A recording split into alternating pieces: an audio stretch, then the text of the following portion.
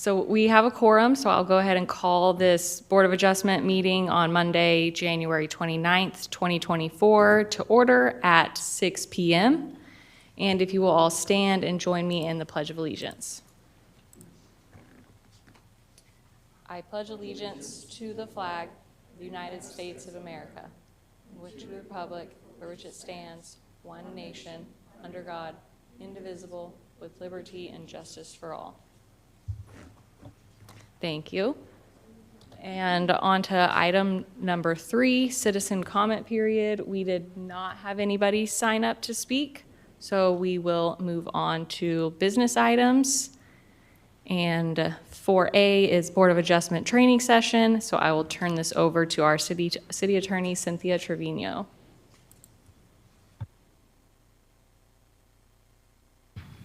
There we go. I think I'm all set up. So, hello, yay, the inaugural meeting for the Board of Adjustment.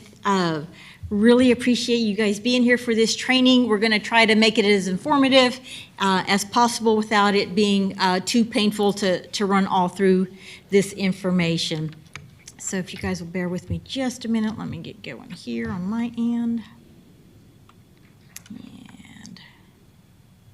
All right, so I'm not real familiar with the level of information y'all as a group have regarding just the whole community planning, the zoning function of the Planning and Zoning Commissions versus function of the BOA. So I'm just going to start off with kind of a brief overview from the beginning, and then we'll just walk our way through it. And please feel free to flag me at any time with a question.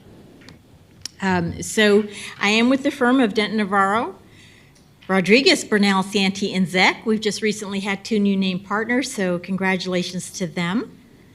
And, all right, so just right off the bat, community planning. So it is exactly what y'all, envision. That's where the city goes through the process of creating, certain plans, certain policies, and it's all based on regulations to promote the health, safety, morals, general welfare of the community. And that's actually a true legal standard. So you will find that throughout the local government code when it comes to planning and zoning and subdivision regulations. So the health, safety, and welfare, general welfare of the community, those are true legal standards. So frequently, in case y'all have ever wondered, you will see that almost always in every city ordinance in there. There's always that verbiage somewhere within the legislative clauses. And of course, the community planning itself is to preserve, protect places of historical nature, cultural, architectural importance, significance. For Garden Ridge, y'all have an actual kind of bedroom community, very rural, rustic sort of scenario and vibe and feel out here, which is what Garden Ridge is known for.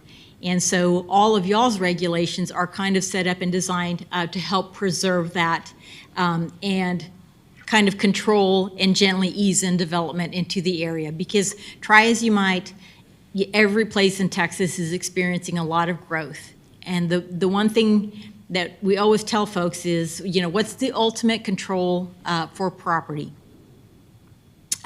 And generally, at the end of the day, it comes down to one thing: ownership of the property, right? So that's the true way to that any place can actually control properties. You actually own it, and then of course it's only subject to those governmental regulations that are authorized here in Texas under the local government code and some other state law requirements. All right, and the idea, of course, is to promote the safe and orderly development of the community. All right, and community, all shapes and sizes. Your neighbors' shirts, grew by leaps and bounds, and it continues to grow. New Braunfels, my goodness, there was a time when it was not a destination place. It was kind of just a jewel of Texas, and if you lived in the area, you knew about it. But now New Braunfels has grown to be this really large and vibrant community. All right. And so, of course, what are some of the ways that we make plans for the community? And it really comes down to this. There's the comprehensive plans, and those of you that have been in Garden Ridge for a while have probably participated at some point in time with comprehensive plans. There's normally open houses that go with those, and the public is invited to come and give its input. There's future land use maps available wherein there are some undeveloped areas in the city, and so the city has kind of a thought and idea of how the city should expand out to those areas that have not been developed yet. But for the city of Garden Ridge, you are largely developed out as a residential community. The city itself is 85% residential buildings and structures. And that makes a big difference, with what you have left to be actually developed in a true development sort of fashion, right? Because we only have a few larger parcels along 2252 and 3009 that are very large acre tracts and ripe for development. All right, so the development regulations, of course, that are most impactful are the zoning regulations and the subdivision regulations. And so y'all's duties as the Board of Adjustment is actually tied to the zoning regulations, and we will get into that a little bit more detail here in just a little bit. And of course, there are neighborhood plans, strategic plans for the area. The city plays a big part in the Northeast Partnership, where all the cities, of the area in the Northeast area, have coalesced and have a group, and during legislative times, pushes forward, it goes visit our legislators at the state capitol and such, and kind of are all part of an overall planning or an attempt at a cohesive planning for the area. And of course, there's the capital improvements plan, city budget, and another tool out there is development agreements, although we have not seen these the way other communities have seen these. But certainly, the budget at the end of the day is always a major factor in cities' planning and growth. And one of the key things to remember is that, cities as a whole run on ad valorem taxes. So it's our property taxes that normally fund cities. And the reason why cities will normally look to have commercial development within your city is because the commercial development is how you get those sales tax dollars, within the city. And those sales tax dollars can make a big difference, in cities' budgets. So that is frequently why you will see communities vying for certain developments, because at the end of the day, sales tax, right? The more you get in sales tax, usually the more stable you can keep your ad valorem property taxes. And it's always a delicate balance in there of trying to have the right types of development, the right type of commercial in your city to bring those sales tax dollars. All right. And so, some of this seems very obvious, but like I said, I cover it just real briefly here in, the obvious, who's part of the community development. And so, long list of stakeholders there. There's, the actual property owners, people that are actually residents, people that might not actually own property but are leasing and are part of the community here in the area, business owners and such. And frequently your community is more than just, within your actual city limits. And the city of Garden Ridge and the new high school out there, is a good example. Although Davenport High School is outside of city limits, Davenport and things related to the school and all the schools in the area are a big part of the city of Garden Ridge and the city of Garden Ridge's identity, right? And so the city, partners when it can with the school district to help support that. So frequently, we have to take those things into consideration when we're talking about planning and planning-related items, because it is always more so than just within your city limits, whatever's within your ETJ. All right, and then, the obvious, who's responsible for community planners? So ultimately, the way that the city of Garden Ridge is set up and designed through its legislative bodies, we've just recently transitioned from a type A general law city over to a home rule city, but we have maintained a lot of the home rule processing in the city's charter at this particular point in time. And that charter, as the years pass, will eventually evolve depending on, changes that the city sees in the future. But ultimately, final decisions and final decision-making, with the exception of Zoning Board of Adjustment, lands with City Council. And so City Council, whatever policies come through, regarding changes in zoning and subdivision regulations, City Council is always the final decision-making authority. All right. So how this plays out is there's city staff who's in charge of permits, development, staff recommendations, planning and zoning. Planning and zoning's part in all of this is more of a policy and research type of input to City Council's decision-making. And then there's Board of Adjustment. And so you guys have been appointed to the Board of Adjustment.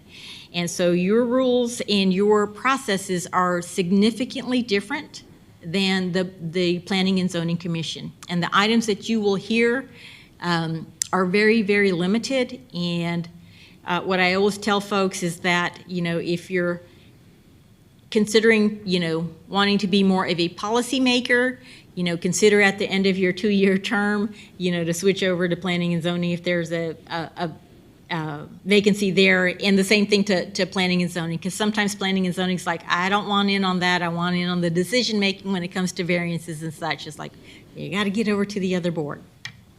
And so it's just a matter of making sure that we keep the lanes and everybody in their lane when it comes to the planning. All right, so comprehensive plan. I don't know if you guys have, some of y'all may have been and participated in the past with the city's comprehensive plan, but it is the actual policy document that serves as the guidance and decision-making to the actual physical and social and economic growth of the city. The biggest importance of the comprehensive plan, though, is that if the city adopts a comprehensive plan, then all its decision-making processes going forward from there must comply with the comprehensive plan. And if it does not, then the city's in a position of having to look to amend and modify its comprehensive plan.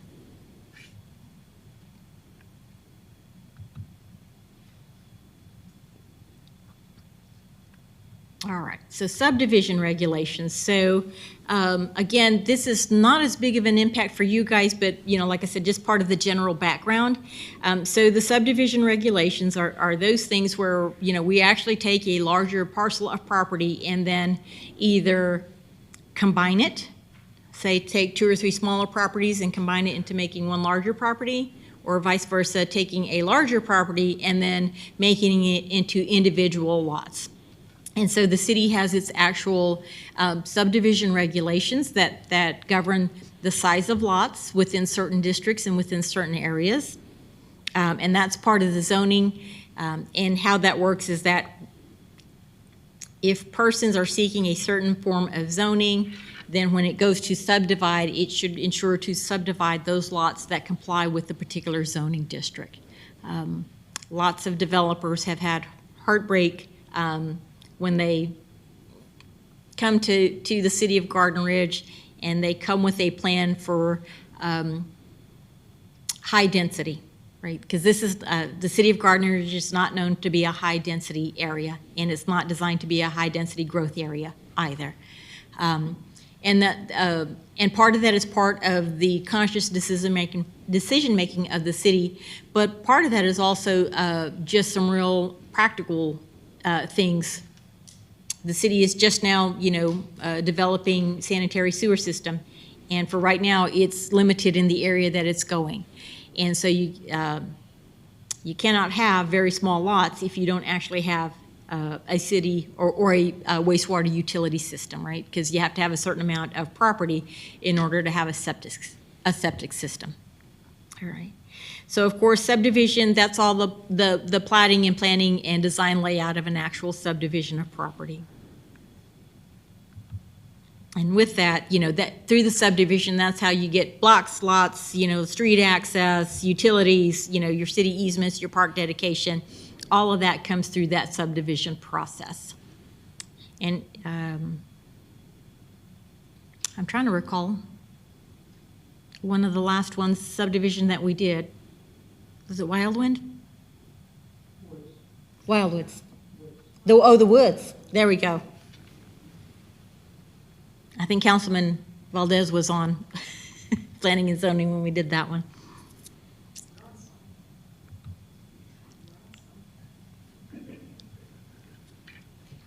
Right. All right. And so, of course, we touched on this briefly when our plat's required, when we're subdividing a piece of property into 2 or more parcels. There are some ifs, ands, and buts that go with all of that, but overall, that's the, a portion of the actual local government code there, and, the layman's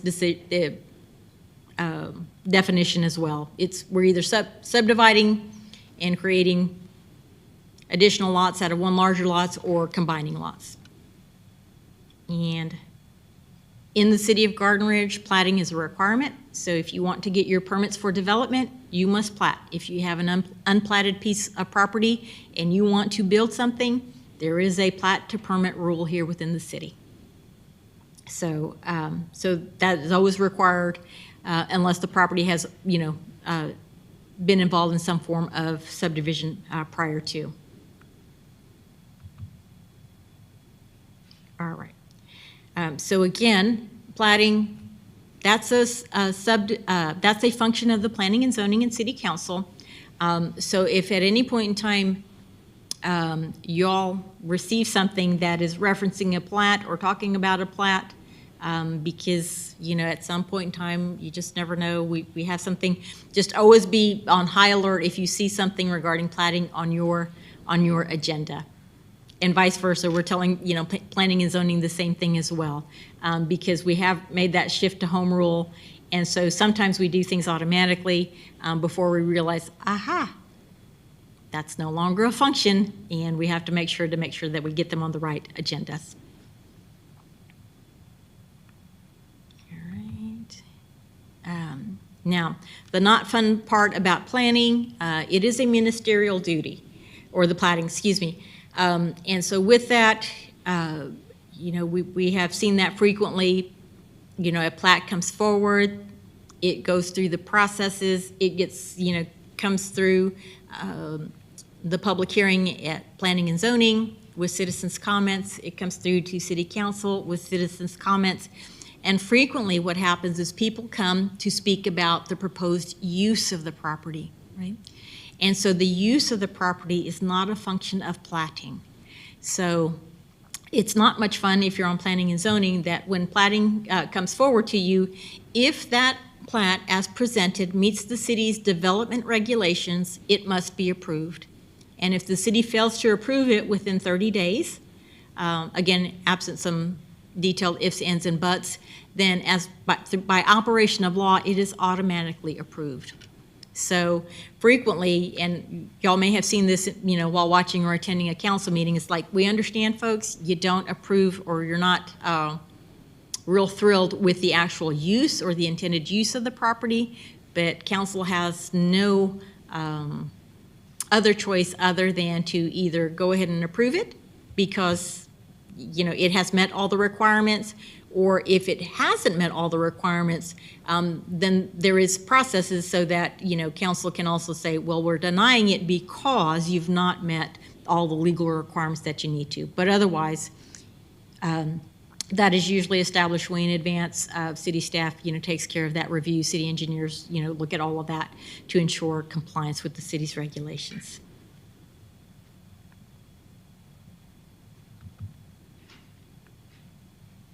All right, so zoning. So this is probably of much more interest for this particular group.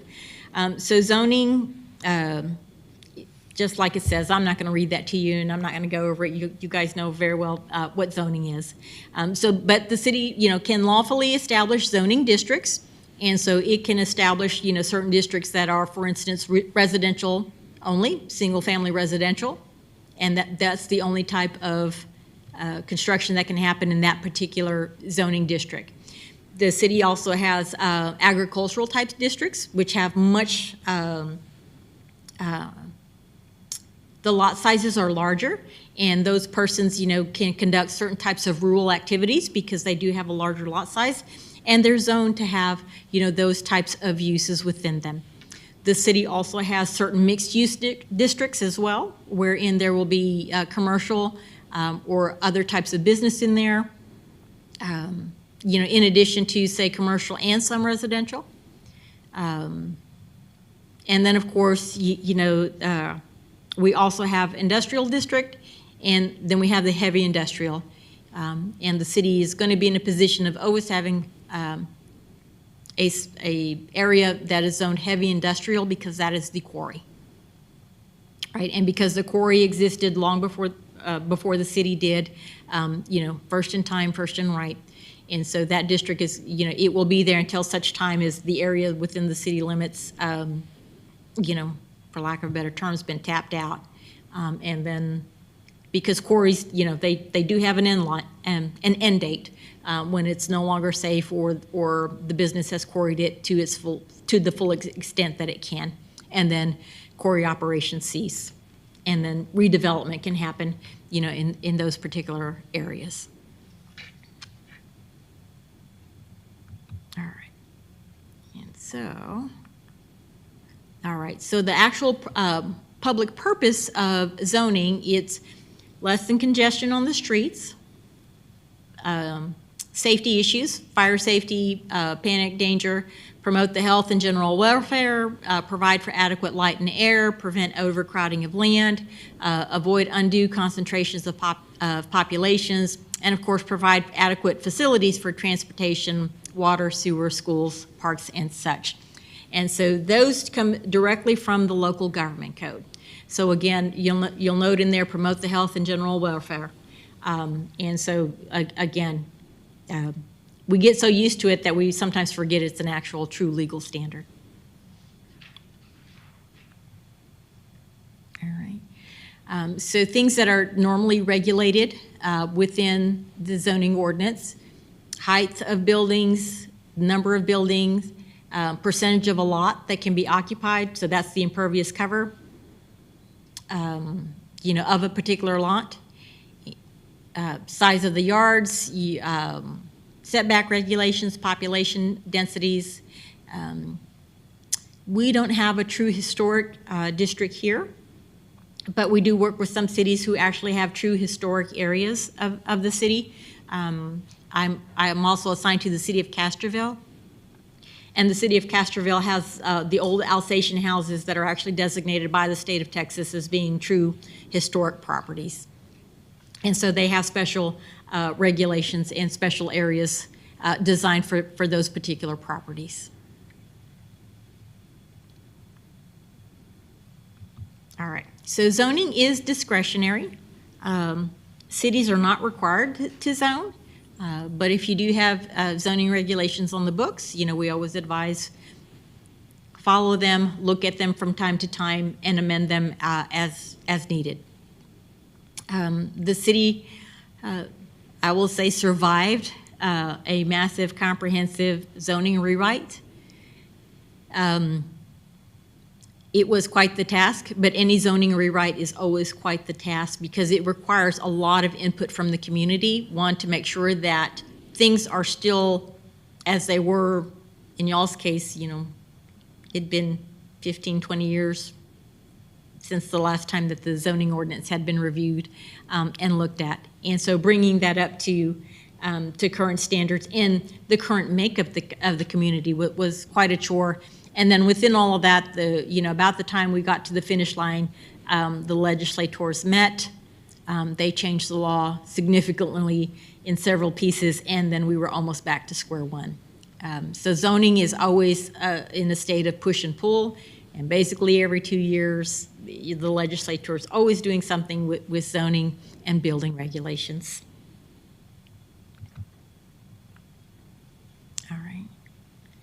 All right, so Planning and Zoning Commission versus the Zoning Board of Adjustment. All right.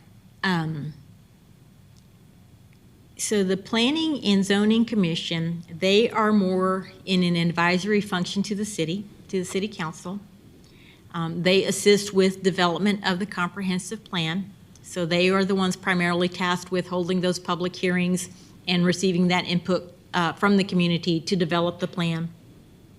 They are charged with making those reports and recommendations on zoning amendments as well. And so their focus is largely larger scale. So the city as a whole. But the ZBOA is a new function here in the city of Garden Ridge, and that is based on the actual local government code. So under the local government code, if you are a type A general law city, which the city used to be, the city council could serve as the zoning board of adjustment, and it could hear requests for variances from the zoning ordinance. However, once y'all changed to and became a home rule city, the city council can no longer serve as the zoning board of adjustment, and it must actually appoint a true board of adjustment, and that's you all. And the other piece out of that is that planning and zoning can no longer act in that capacity that it used to act in while the city was still general law, which was beforehand, it came to planning and zoning first to receive a recommendation on a variance, and then from there it went to the city council for that final decision on a zoning variance. All right.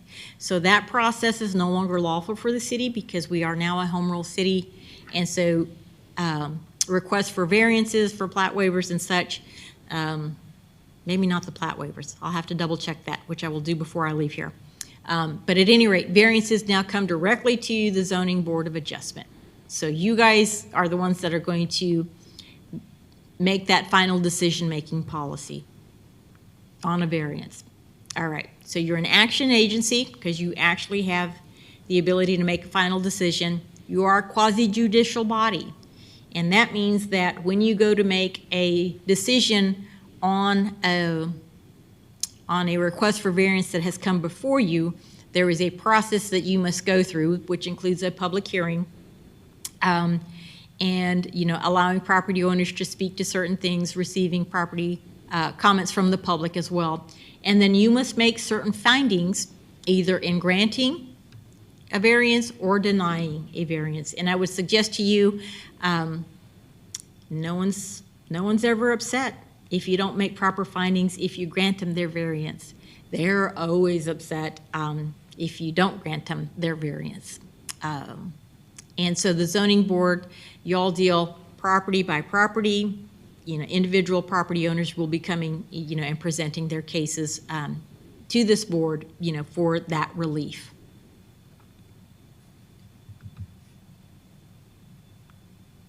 All right. And so what kind of relief can the Board of Adjustments actually grant? Or you can grant relief when a variance is not contrary to the public interest, when due to special conditions of the property, literal enforcement of the zoning ordinance would result in an unnecessary hardship, and so that the spirit of the ordinance is observed and substantial justice is done.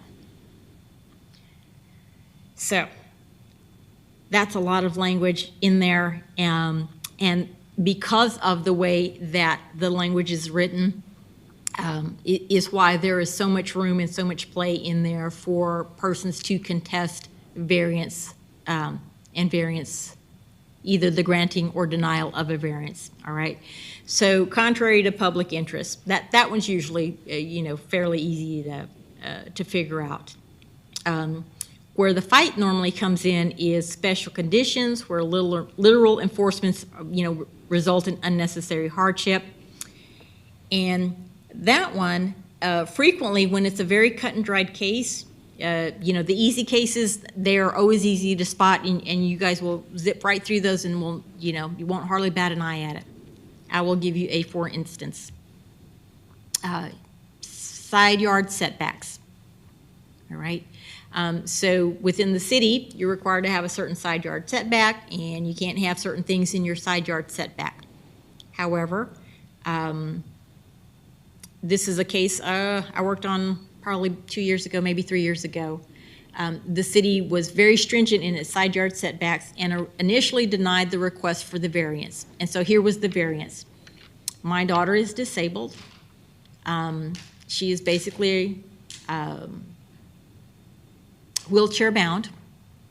And, you know, the way that our property is designed, we need to have the ability to have a safe place for her to be able to roll out, receive her physical therapy, gain entrance, you know, onto her special vehicle that takes her for her treatments and come back. And so all the rest of us say, yes, that is definitely the type of variance that you would want to grant, right? Because, you know, this child needs to stay in her home with her family and still receive all the medical care, all the physical therapy, and all of that. And this property cannot accommodate, was not able to accommodate the type of driveway that they needed in the front of the property, right? So the side yard was the only place they did, but the city denied it. They said no, because we don't allow things in, you know, of that type in our side yard setback. They were very promptly sued, and then very promptly also received, you know, notice from the DOJ saying, you are denying, you know, this person fair housing. It became a fair housing issue because, again, without that accommodation, this family could not keep their child at home. And so, but, you know, different communities, you know, take a different approach to variances and such. That one was kind of easy to figure out for the rest of us. It wasn't quite easy for the internal staff to figure that out. Another easy one is, wow, we've got a lot line that both property owners have determined was not marked correctly. And so the property owners placed their little shed, their little tool shed, where they thought was within the tolerances and within the setback requirements of the zoning ordinance, but come to find out, because that lot line was not designated correctly, they were actually like 1 foot over into the backyard setback, right? Nobody ever found out, nobody ever figured it out until umpteen years later when the property changed hands. So they're like, well, what do we do about that? You grant them a variance because, one, it was not of either of the property owners' faults, because they, you know, used what they had been given when they purchased their property. And yes, it's in the setback, but that was one of those conditions where it was like, it was not an intentional violation that, you know, nobody knew. It had existed probably 10 or 15 years. Grant them the variance, let them live on in peace. But they don't always come quite that cut and dried. So you will, there will be at some point in time where you will receive a variance where it will be very challenging for y'all. And so with that, just, you know, what we always say is just know that y'all have tools available to you. We will be preparing y'all a flow chart under the new variance criteria. And generally speaking, if you follow the flow chart, you will actually get to the lawful answer of, should this variance be denied or should this variance be granted?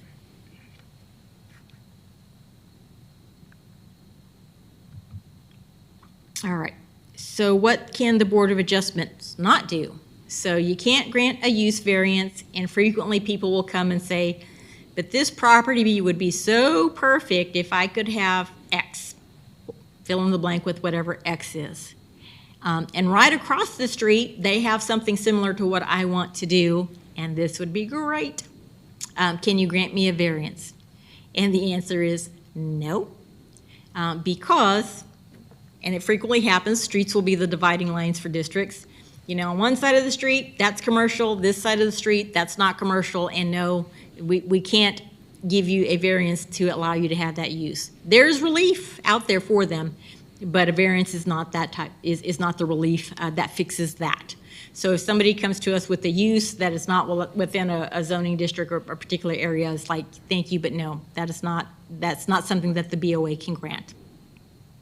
The ZBOA cannot increase the amount of a variance. You can always give less, but you cannot give more. So if somebody comes, and has petitioned the city and says, I need, a 1 foot variance on this, and that's what they apply for, and they come and you say, and it happens rather frequently, we've redesigned that. We've had some time to think of how our plans should be, and we want to do it bigger and better than what we're doing, and I need more. The answer is no, we cannot give you more. We can give you what you asked for, or you can withdraw your petition and come back and see us another day. But that one frequently comes up. And so overturning a staff decision to authorize a variance. So the requirement on it is that if you have less than 75% affirmative vote to overturn or modify a staff decision on an item that comes before you, you're not able to grant that relief. So it will always take 4, if we're trying to overturn a administrative type of decision, it will always take at least 4 in order to do so. So if we don't get to a point where we have 4 agreeing to, then that relief cannot be granted.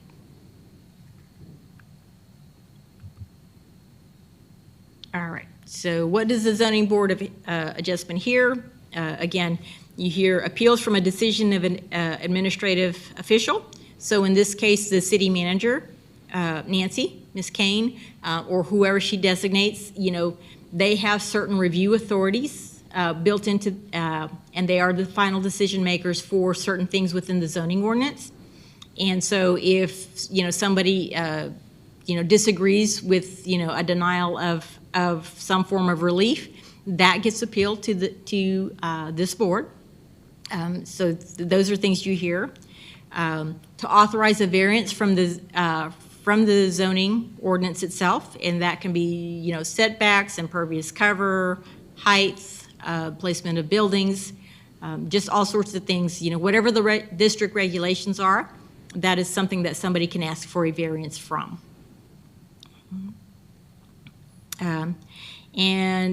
There are special exceptions built into the zoning ordinance, and you guys will hear those special exceptions as well. That last bullet point is decide other matters authorized by ordinance under Chapter 211, Subchapter A. To this date, I cannot give y'all a reasonable explanation of what the legislators meant when they wrote that into the local government code, but if ever it gets written in there and it's something y'all need to know about, I promise I will let y'all know. But I have, in 10 years plus, I still haven't figured out what that is. But sometimes the legislatures, they put things in there. It's like, that's interesting.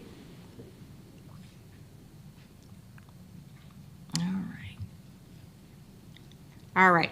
So the zoning board, under the city's ordinance, it's got to be at least 5, but not more than 7. You must be a registered voter of the city to qualify to serve on this board. It is for 2-year terms. City council makes those appointments. They can appoint up to 3 alternates. And here's a big difference for you as a board that's different from all the other boards that exist and follow Ordinance 210 of the city. All right, so Board of Adjustment members, y'all can only be removed for cause. All right, so you have to have done something truly illegal or truly violative of state law in order to be removed. Just because you make an unpopular decision, or perhaps the board, gets to a point where it's not functioning as well as everybody would like it to. It happens because property is the one thing that most Texans, if not all Texans, feel very strongly about. But y'all are insulated in that because you have very tough decision-making requirements. And so y'all are kind of insulated from that political push and pull because, again, you serve 2-year terms. You can certainly, if you get to a point things change, and I understand that. You can resign from a board, but you can't just be arbitrarily removed. All right. Ordinance 210, where it conflicts with your duties under state law and under the zoning ordinance, it is not applicable to this board.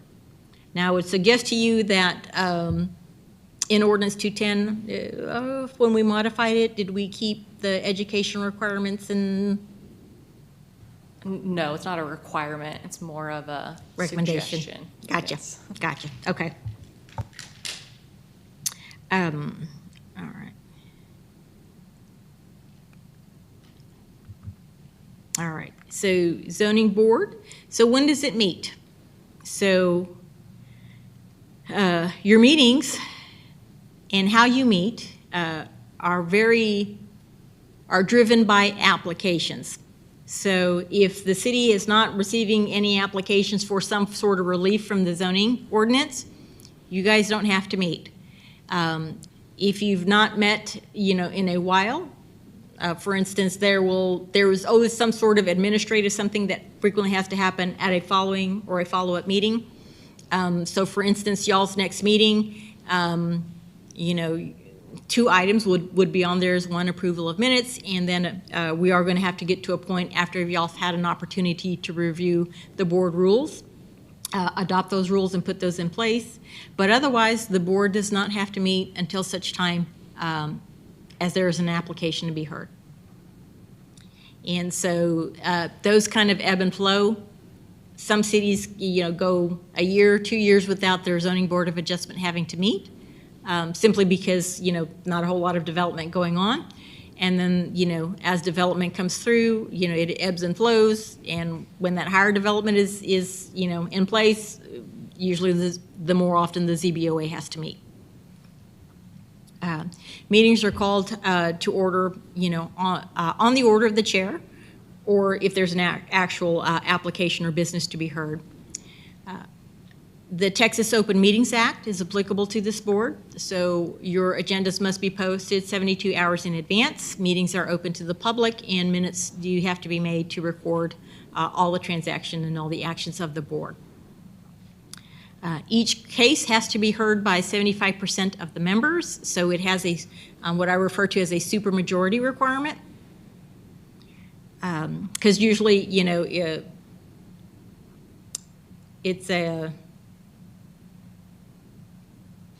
simple majority is normally required for every other board, except for Board of Adjustment. Y'all have a special rule, supermajority requirement to hear cases. And of course, the obvious, you keep your minutes of your proceedings that indicate the vote of each member, whether they vote, fail to vote, or are absent. So those meetings, City Secretary's office attends the meetings and keeps those minutes for y'all. All right. The board is also required to keep a record of its examination and any other official actions. And of course, the minutes and records and any findings of the board must be filed immediately with the board secretary, and they are all public records. So, anybody who asks for a copy of the minutes or asks for copies of applications, proceedings, or whatever, absent certain mandatory redactions, that information is open to the public.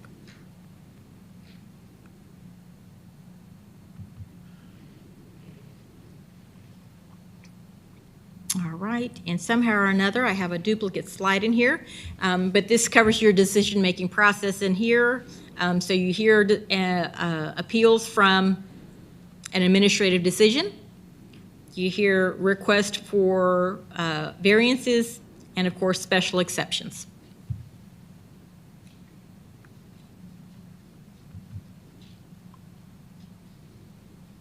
All right, and so the criteria for variances, like I said, this will be your criteria. You will eventually have a flow sheet, a flow chart that you will actually use when you actually have a case before you, but not contrary to the public interest, special conditions. We're to observe the spirit of the ordinance and substantial justice is done. And so that gets, if you get two competing groups of attorneys trying to work through issues of special conditions, literal enforcement of the ordinance, spirit of the ordinance, substantial justice, it can make for, well, it makes for good case law. That's what I'll say. It makes for good case law. Unnecessary hardship. So this is a new piece of legislation. It did not go into effect in 2021. This came into effect 2019. All right, so to help folks make a determination on what is unnecessary hardship, there's now built into the local government code these particular conditions. When the financial cost of compliance is greater than 50% of the appraised value of the structure, that can be a reason why a variance should be granted. Compliance would result in loss to the lot on which the structure is located of at least 25% of the area on which development may physically occur. Compliance would result in the structure not being in compliance with the requirement of a municipal ordinance, code, or other requirement. Compliance would result in the unreasonable encroachment on an adjacent property or easement, or the municipality considers the structure to be a non-conforming structure. So all of those things now, we take into consideration for unnecessary hardship. And the best description of how this plays out and how this works is one that I recently worked on. Property owner owns 8 acres of property. The property was originally developed probably in the 70s. It sets back, I'm trying to remember how far it sets back off the roadway. But at any rate, you can barely see the house from the roadway, is what I will say. It has an existing house on it, and it has existing accessory structures on it. All right, fast forward, the property has now changed hands. A younger family now owns this property, and they have moved here from northern states, and we're looking to build a house, a smaller house on the property to accommodate their ailing parents. But the way that this property is configured, within those 8 acres, they didn't have quite enough property to subdivide it into 2 separate properties. And then on top of it all, where they wanted to have the placement of the house would be violative of the city's ordinances, which says that you cannot have a house or an additional accessory structure, if you've already got one in your side setback, you cannot have one either in that same side setback, nor can you have an accessory structure in front of the main house. So these folks have probably at least an acre to an acre and a half of property up front, which is technically in front of the main house, which was built to the back in the 70s. And so the city was, what do? We put them through the variance process because it would cost them greater than 50% of their appraised value to move a house or destroy a house and get it all situated correctly on that property. So that is the first time that I have used this particular hardship requirement, because otherwise there was no real good way to get the house structured on that property in any sort of meaningful and common sense way to use the property. Because where the property was located, that's where they have utilities already established there. And then, to try to have people, pull additional utility lines for a configuration that is nonsensical, and then to say, well, this is not our fault. You got to figure out a way to do that. And oh, by the way, one of your choices is to, take out a structure and reconfigure your property. That just doesn't make sense. But under the prior slide, you can't get there from here without the 50% cost to the property owner.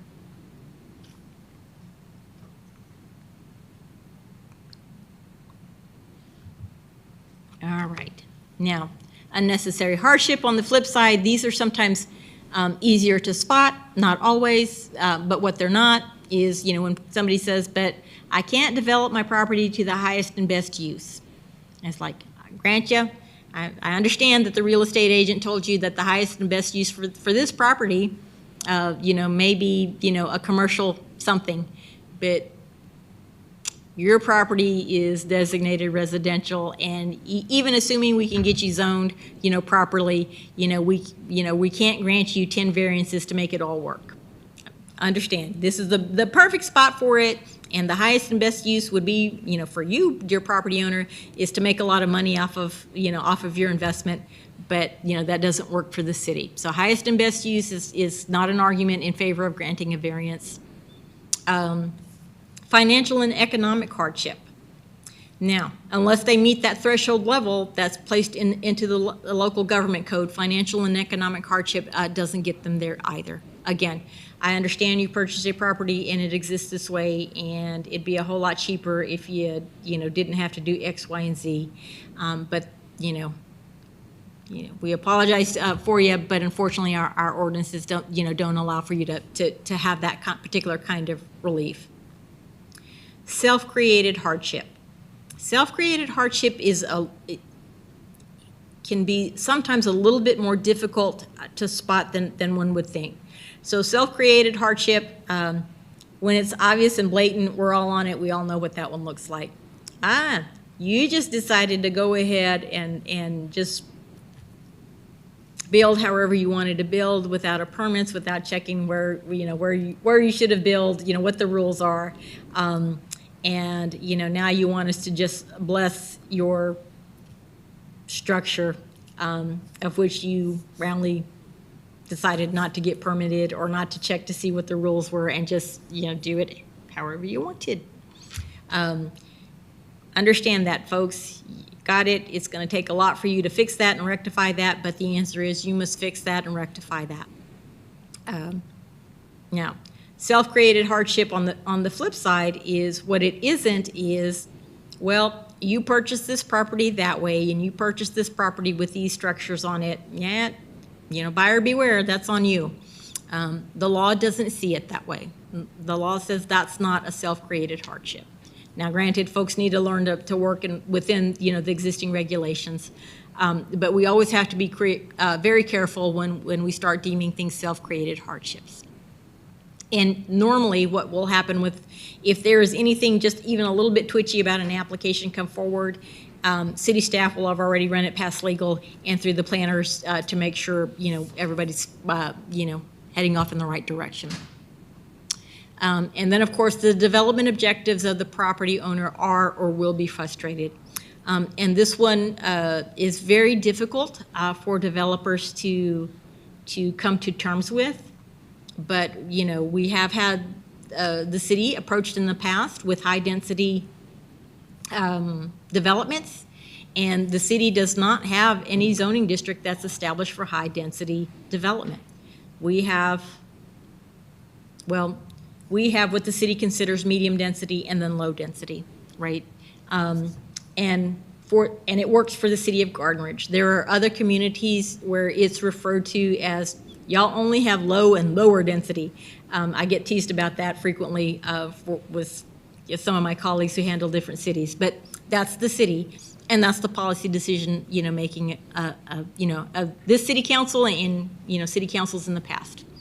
But frequently, developers will come and say, but I can't make as much money. At the end of the day, however they, articulate that, it's like we get all that, but we're not established here for high density. Sorry, folks.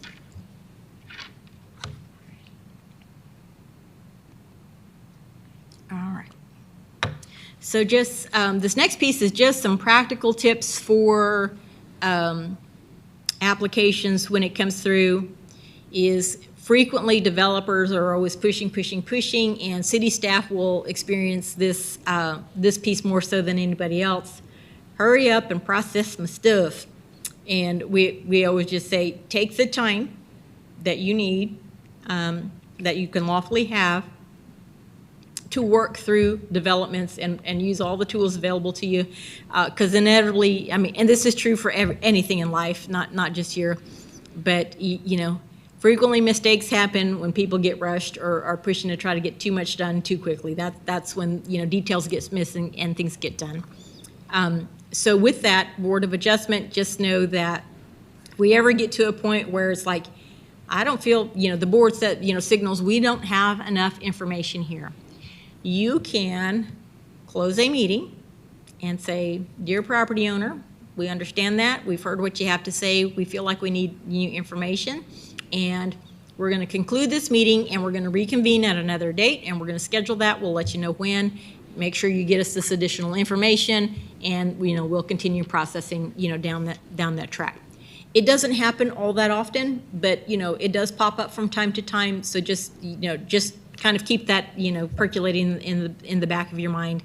You know, somewhere down the road, I remember we said that. It's, you know, it's now a time we can use that. And of course, treat all applicants fairly. You know, and this one cuts both ways, right? So, you know, in different areas of Texas, certain types of commercial development, you know, cities roll out the red carpet and, you know, come, please develop. And, you know, developers might receive different treatment than regular old, you know, Mr. Smith, you know, who just wants to put his tool shed somewhere. You know, and it goes vice versa, you know, and so we just always recommend treat everybody fairly, make your proper findings. And actually, I think that part of the plan was, you know, tonight to have y'all, give y'all some sample rules of procedure that you guys can kind of take home, study and ponder, percolate some thoughts on. So maybe at the next meeting, you know, when you guys get ready to do that, we will have your finding sheet available and we can review that finding sheet prior to a case ever coming before y'all. Frame comments in objective terms. And this one can be very difficult because normally if something is coming to y'all for some sort of variance, it will garner a lot of attention.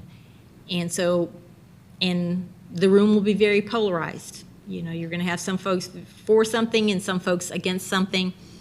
So just kind of get in the habit of, you know, thinking about your thoughts, you know, prior to, once you've had an opportunity to review the packet.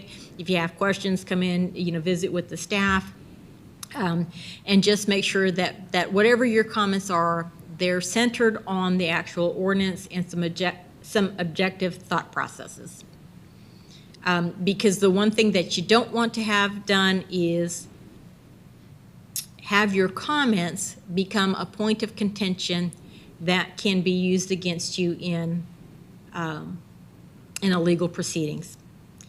And so with that, let me back up because I don't think I explained this quite fully.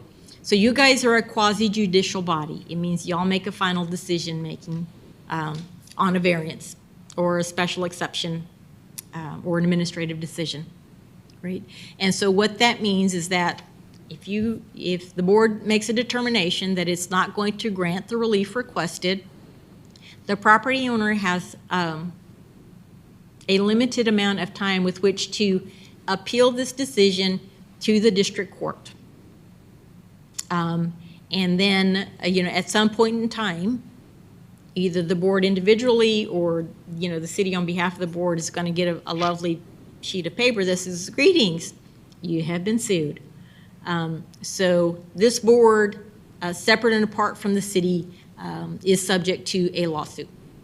And so that's why we always say, make sure that, you know, before you get here, you know, when our first case comes up, that you've taken the opportunity to study up on your finding sheet, you know, you've asked your questions, thought about framing your comments, you know, to the objective criteria of the ordinance. Because the one thing you don't want to have, you know, is comments from the dais. Although you are protected legislatively, you don't want to have comments from the dais that a judge is going to say, and then rule in favor of, you know, someone who is expecting some relief that the city, didn't normally find should be granted within the ordinance. And these sort of comments, when they're really bad, everybody can spot them. And we've had to defend some lawsuits when they've been really bad. You don't want to cuss out the developer, and you don't want to allege that their parents were not married when they had them, and you don't want to, throw all those things out at them. But sometimes even innocuous comments in granting a variance can get you, which is, well, there's another way you could do this. You could do, X, Y, and Z. It might cost you a little bit more money, but it's certainly a viable option. Why don't you do that? That's a common sense answer, to, somebody who's approaching for a variance. And in any other locale, it's like, yeah, there's nothing wrong with that answer. It's a very good common sense answer. But unfortunately, because nowhere's within the ordinance, is there a requirement to do whatever X, Y, and Z was, it's going to be considered kind of a subjective comment, geared towards the property owner or the developer. And of course, tip number 5 is be attentive, which I can say I don't know that that's ever been an issue for any of the boards that I've served on or with here in Garden Ridge. But we do, from time to time, we'll have folks show up with like, what are we here for today? What are we doing and why? It's like, this is not going to go well. Or vice versa. Maybe it'll just fly on through and it's like, okay, well, that was a decision.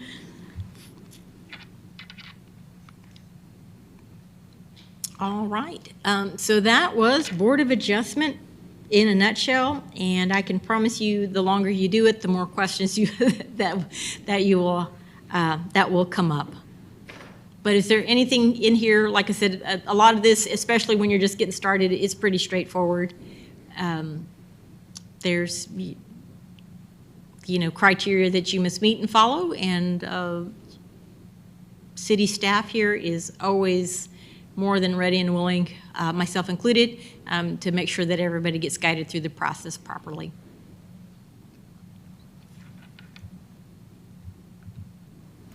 I have a question. Yes, ma'am. Cynthia, thank you. That was very, very formative. My name is Veronica Garcia. When they apply for the application and they submit and they want to be here to the board, is there a timeline that the board is required? Are we required to, I know we post it 72 hours before the meeting, but do we have to then meet within 30 days, within the next, is there a timeline that the board is required to address that application? So they come in randomly? Right, so they do come in randomly, and all the timelines up front are on city staff. And so for the board, your timeline is actually geared by the open meeting. So you post, you must have your meeting within, as posted. Right. Absent some sort of emergency. You can normally have one continuance, quote, of the public hearing on that, but that's generally speaking all the time that you have with which to make your decision. Okay, thank you. Now, normally, your packet is going to come to you, several days in advance, so you will have that time period when you can seek additional answers and information from city staff or whomever you need to reach out to. So when we get, I'm just looking at the timeline, so when we get the packet, let's say the packet shows up tomorrow, they get one. Oh God, here we go. So how long do we have to review that packet before we say, okay, we're gonna post it 72 hours? Do we have a week? Do we have 3 days? Like, what's the timeline that we have to respond to that application? Is there a timeline? Or is it we meet next month? I'm just trying to figure it. No, it doesn't matter. Let me pull up the zoning ordinance right quick. I'm all about timelines. That's why I'm just wanting to make sure. Right. Yeah, so the board, when it actually gets to its decision-making process, your timelines are very short because it does fall within the Open Meetings Act. But I believe, generally speaking, the city staff has the meetings, pre-meetings with developers, gives all the permitting, goes through all of that. And I just passed by the ordinances. Why? Government. There we go. All right, and actually, that's a very good point that you're making, which I normally remind myself to make sure to remind everybody else of. Zoning ordinance, ordinance 13. If you've not taken the opportunity to read through that and kind of familiarize yourself with the ordinance, I would suggest that right now, while there's no pending applications coming, is the perfect time to go out there and start familiarizing yourself with ordinance 13. Because that is the ordinance that this board is going to be, granting relief from. And I think plating is the only thing that has the 30-day requirement built into it. But that's a function of the subdivision. But I don't think, Nancy, correct me if I'm wrong. There's no timeline. When someone comes in with a packet and it's discovered that they need to come to Board of Adjustment, we will let you know that we're going to have a meeting coming up. We are required to publish public notice and notify all property owners within 200 feet of the proposed property that is seeking a variance. That process for publication and before you can meet is typically going to be 20 to 30 days. And then, of course, we will get the packet to you as quickly as we can in advance of the meeting, so you've got time to study it. And like Cynthia said, ask any questions of city staff that you may have. Then, after we publish notice, to comply with Texas Open Meetings Act, we have to publish 72 hours in advance.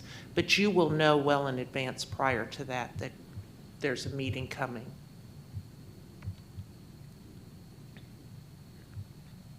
Good question.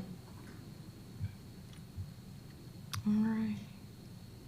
Yeah, I just was confirming that, as Nancy laid it out, that is the process. We don't actually have any hard-coded deadlines in here that says, and city staff must review in so many days and so many days. All of that normally just gets worked out with the property owner or the developer as those applications are submitted.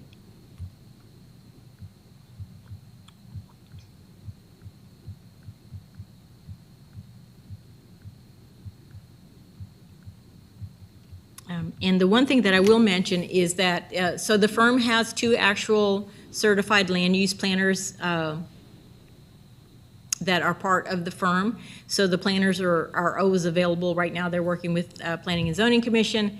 But, if city staff, as they work through applications, if they bump into any issues or whatever, they have those resources available. So sometimes you may actually receive, in addition to the application itself, just, kind of a supplement from the city planners, that outlines, these sections are applicable in the zoning ordinance, and here's how we work through those issues. So you will have several resources available to help you with your decision-making process.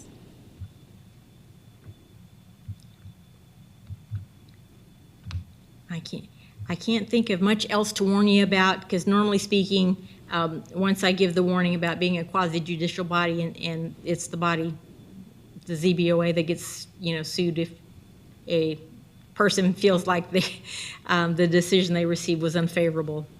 Not the most pleasant of things, but what I will tell you as well is that our firm handles those sorts of things on a regular basis, so we can normally shield individual members, from a lot of that, because the legal team will handle it for you.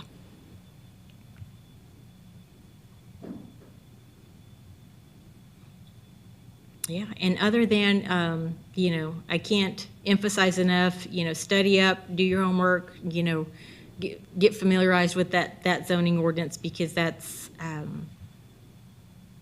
that is the one document that you will work with more so than anything else.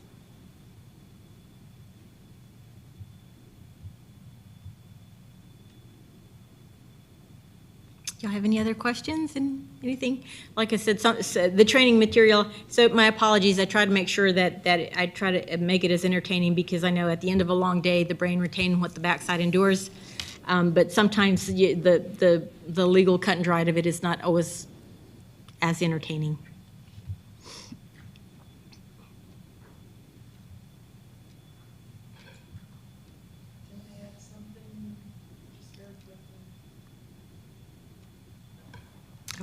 When we have something that we know is going to have to come before Board of Adjustment, Marissa will, via email, contact each one of you with some dates that we would be proposing to conduct the Board of Adjustment meeting.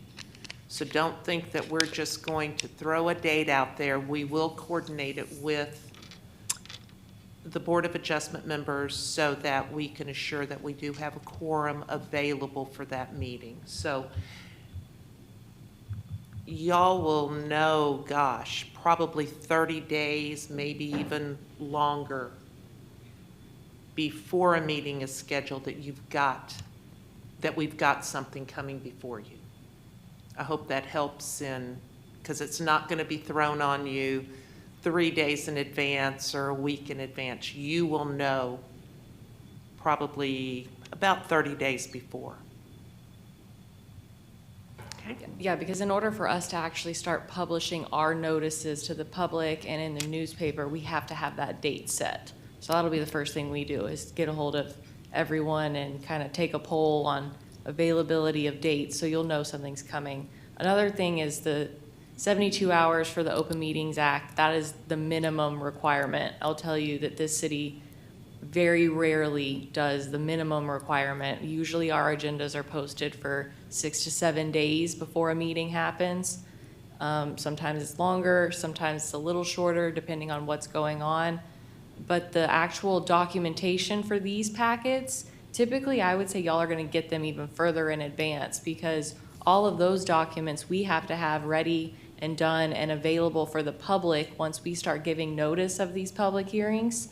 So we would send it all out to y'all ahead of time as well. So you may have documents that you're looking at weeks in advance of an agenda even being posted.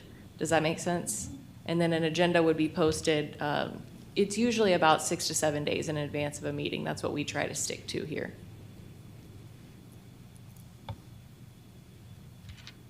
I just got a quick clarifying question.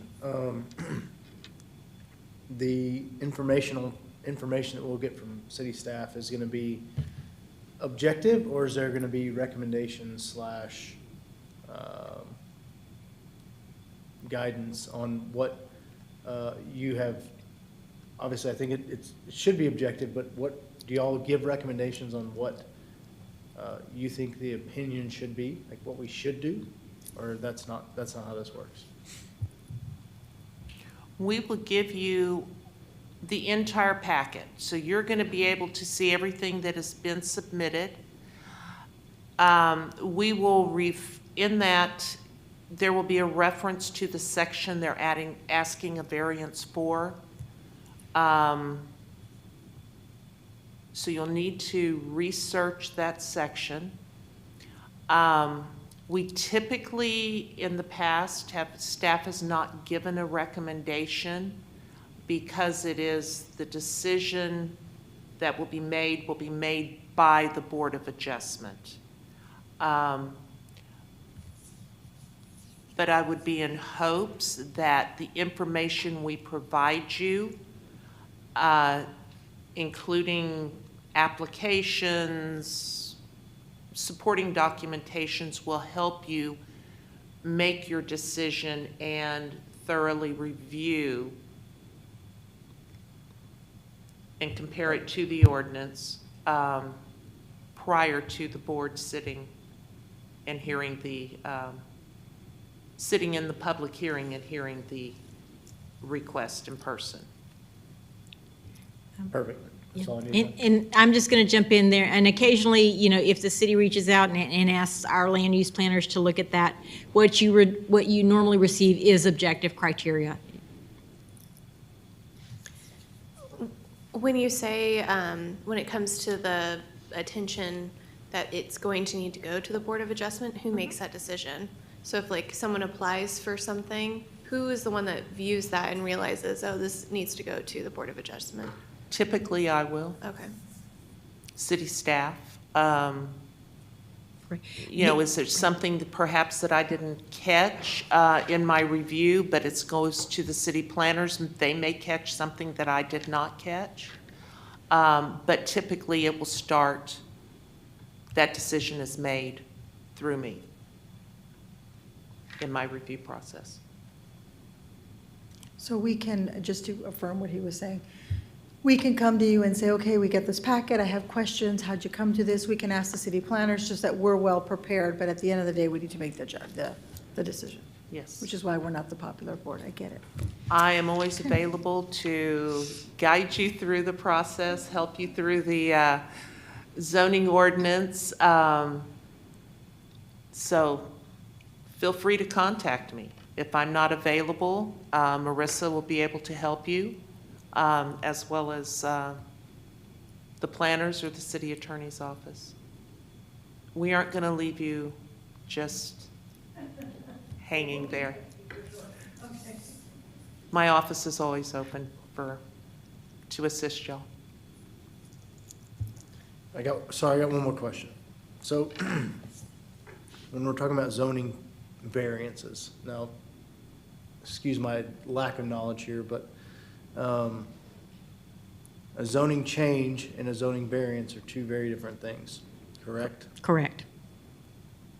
We are only considering zoning variances, not zoning changes. Correct. Planning and zoning is going to be overseeing zoning changes. But if an applicant wants to ask for a zoning change, they need to go through the proper Planning and Zoning Committee, to get that done, correct? Yes, sir. Okay. All right, that's what I was clarifying. Thanks. And in ordinance 13, there are some charts and guidelines that show what different requests will go to what commissions, who makes the decision, et cetera. So that may be helpful. It's kind of towards the end of the ordinance. Yeah, 106, yeah. Page 160, yeah. But that ordinance does have guidelines and charts to show the process.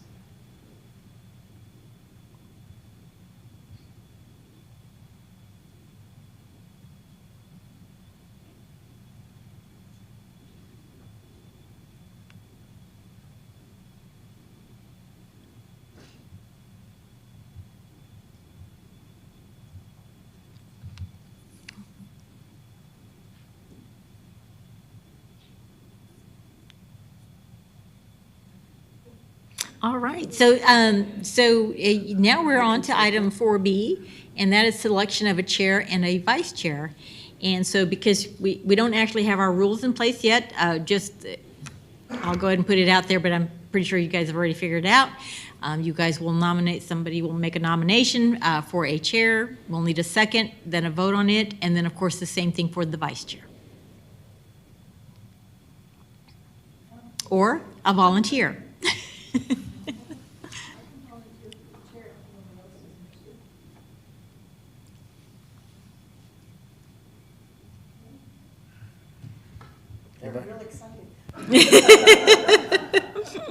Well, it's real new, is that all? Yeah. I'm happy to second that. All those in favor? Okay, so now we need a vice chair. Any volunteers? Look at everybody looks down.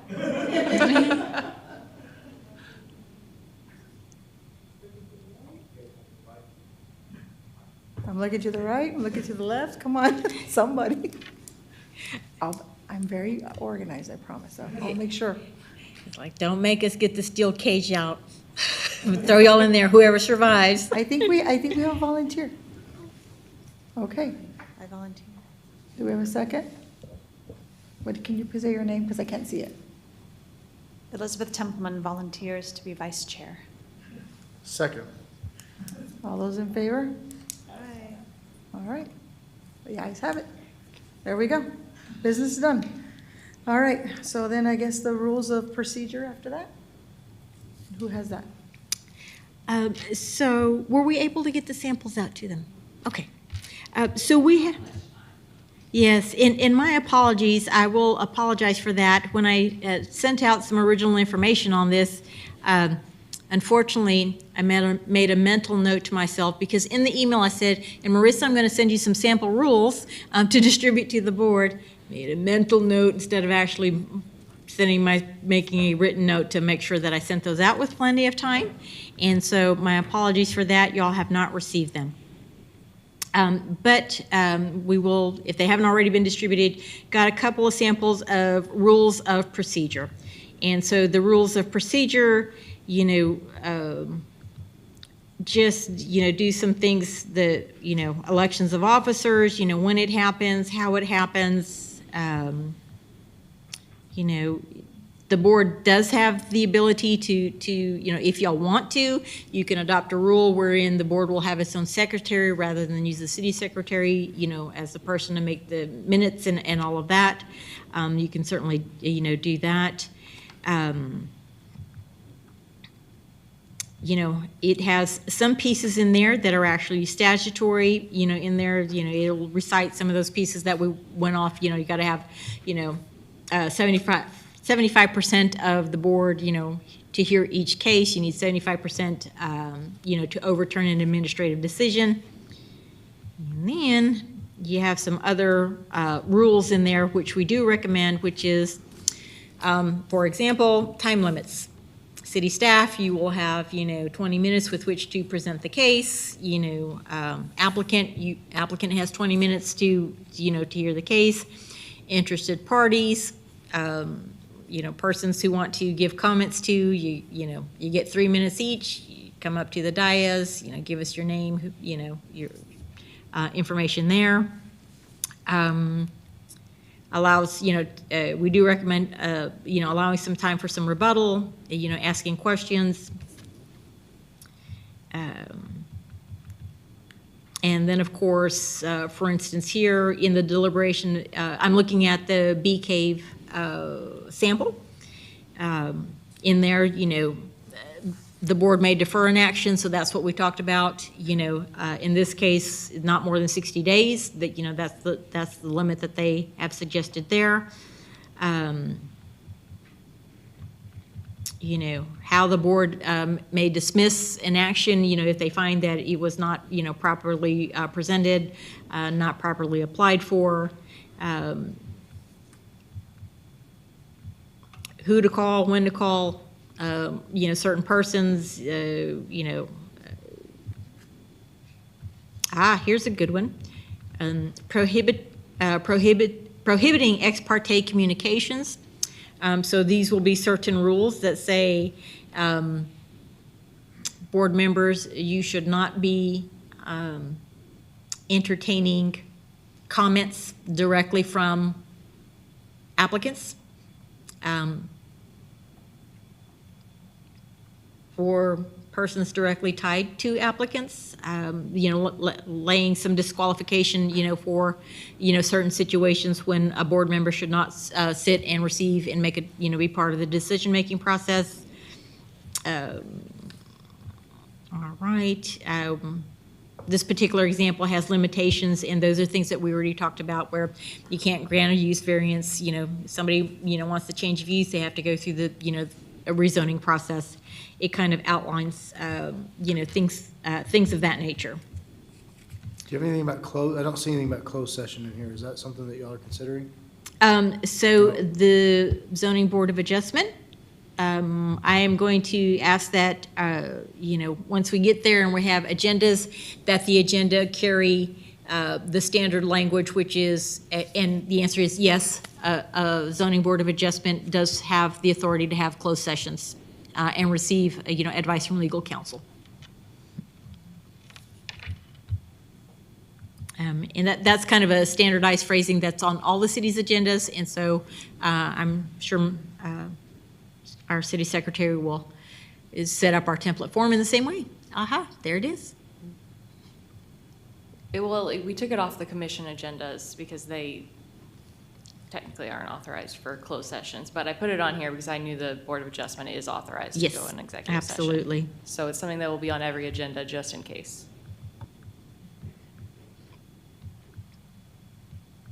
All right. The other sample, has very similar information in it. One of the key difference here is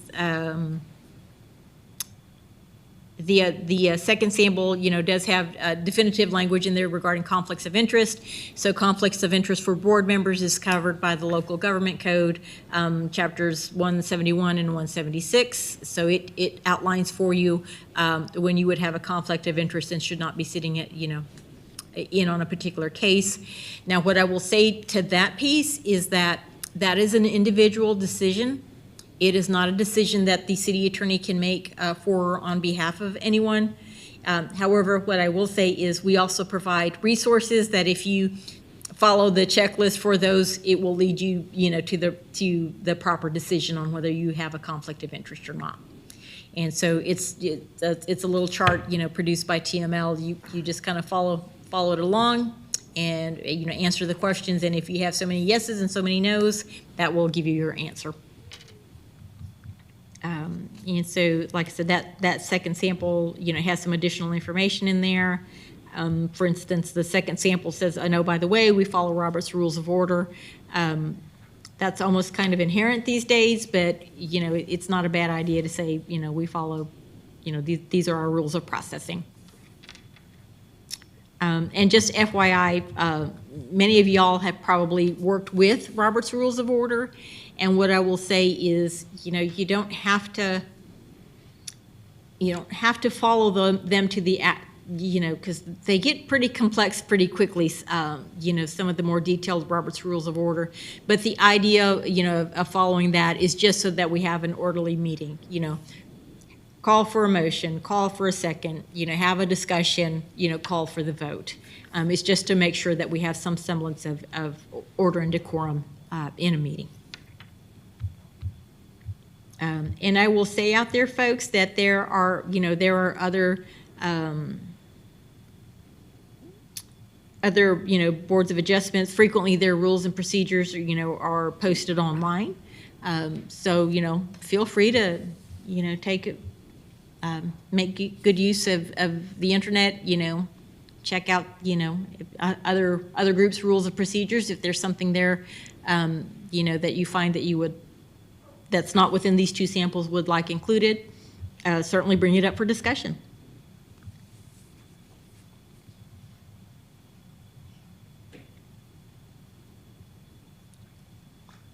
And so, like I said, since these are the first time that y'all are seeing these,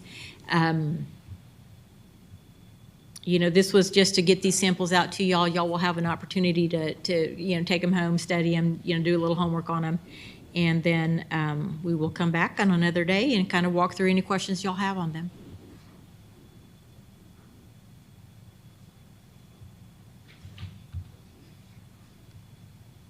So Marissa, is the next steps going to be the oaths of office, or, because that's not on here, so I wasn't sure if that was. No, we did those before. Y'all already signed all of those Okay, before so the we're meeting. good. So you're good there, yes. So are we at the stage of adjournment? Citizens' comments, if our citizen would like to comment. She said there wasn't any. So yeah, technically we have 2 citizen comment periods on each agenda. The first one you do have to sign up for in advance. The second one you do not have to sign up for. So technically we have the chair say if there's any We just citizens that announce it. wish to comment. However, the only person in the room is Councilmember Valdez, and he's not going to come comment during citizen comments. So you can move on to adjournment. I just also want to point out that these rules of procedure, eventually we'll get to the point where we are drafting our own document. That's where we're headed with giving you the sample ones. And so at some point, we'll schedule another meeting once we feel like y'all have had sufficient time. And that meeting will be more of discussing these in depth and what should and shouldn't go in them. But otherwise, I think y'all are good for adjourning. One comment I'll make is you don't need a motion to adjourn. Oh, that's good. Right? The chair just You can calls just it. say, there being no further business, the meeting is adjourned, and give the time. I So- actually have a question. At each of our meetings, does the attorney have to be present, or is that something that you just come if there's a certain issue? So I'm only present when requested by the city. But Board of Adjustment meetings, I would recommend that the city attorney is present. So she'll be here, or a representative from the firm. That's a great question. Thank you. All right, so this meeting's adjourned. Thank you, everyone. And it's 7:30.